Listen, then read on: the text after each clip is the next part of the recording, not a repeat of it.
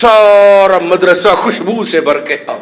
لوگ کہنے لگے کہ یہ تو اللہ کو کوئی نیک بنتا ہے، اس کے جسم سے ایسی خوشبو ہم نے آج تک نہیں دیکھی.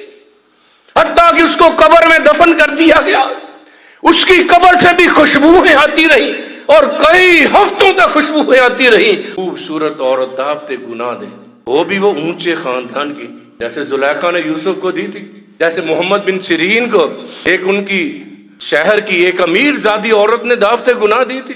سید نذیر حسین دہلوی کے مدرسے کے طالب علم کو، جس کی روٹی کسی کے گھر کے اندر کسی امیر تاجر کے گھر میں لگی ہوئی تھی، جب وہ روٹی لینے کے لیے گیا، سارا گھر شادی پہ گیا ہوتا، بچی گھر میں اکیلی تھی. نوجوان لڑکیوں کو دیکھا، دل کے اندر جو ہے فتنہ نمودار ہوا. اندر بلایا، بٹھایا، کنڈی لگا لی، تالا لگا لیا، کہا میرے ساتھ جو ہے گناہ کرو پھر میں جان چھوڑوں گی. اس نوجوان نے بہت جان چھڑائی، نہ چھوٹی. حتیٰ کہ اس نوجوان نے، اس عورت نے، اس لڑکی نے یہ دھمکی دی، اگر میرے ساتھ منہ کالا نہیں کرو گے میں اپنے والدین کو بتاؤں گی کہ اس نے میرے ساتھ یہ غلطی کی ہے، محلے میں شور مچا کے تمہیں بدنام کر دوں گی.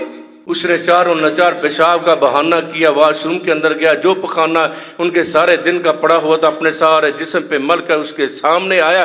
اس عورت کو نفرت ہوئی اور اس نے دروازہ کھول دیا، تو کوئی دیوانہ ہے. پھر وہ ایک نہر کے کنارے پہ گیا، اپنے جسم کو دھویا، غسل کیا. سردیوں کی راتیں تھی اور رات کو آ کر مسجد کے اندر گیلے کپڑے پہن کر غریب طالب علم اللہ کے گھر کے اندر رو بھی رہا ہے، اللہ تم نے مجھے بچا لیا ہے. سردی کی وجہ سے کانپ بھی رہا ہے، گیلے کپڑوں کی وجہ سے بخار بھی ہو رہا ہے. جب تہجد کا وقت آیا، سید نذیر حسین محدث دہلوی مسجد کے اندر آئے اور آ کر جب ایک سسکتے روتے کامتے ہوئے نوجوان کو دیکھا تو اس کے پاس گئے، دیا جلایا، روشنی کی، کہا بیٹا کیا بات ہے، کیا ہوا؟ اس نے ساری کہانی سنا دی.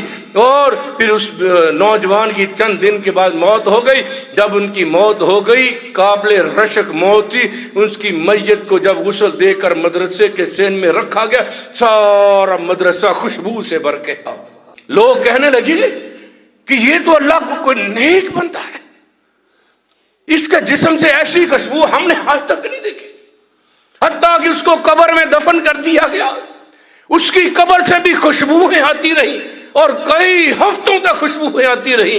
لوگوں نے پوچھا استاد جی یہ طالب علم کیسا طالب علم تھا کہ اس کے جسم سے اس کی قبر سے بھی خوشبو آتی رہی؟ انہوں نے بھی سارا واقعہ سنایا کہ اس نے اپنی جوانی کو، اپنے جو ہے اپنے جسم کو زنا سے بچانے کے لیے دعوت گناہ ترک کی تھی، اپنے جسم پہ گندگی اور غلاظت مل لی تھی اور ان کا فضلہ اپنے جسم مل کر اس نے اپنی جو ہے اپنی عزت کو بچایا تھا. اس نے اللہ کی رضا کے لیے اپنے جسم کو گندا کیا تھا. اللہ نے اس کے جسم کو خوشبودار بنا کر، قبر خوشبودار بنا کر اللہ تعالیٰ نے بتا دیا کہ میں رب اس کے اوپر راضی ہوں.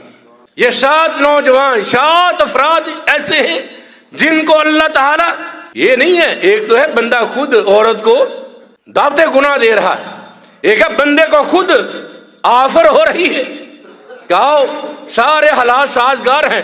اس وقت اللہ کی رضا کے لیے ترک کر دینا، چھوڑ دینا.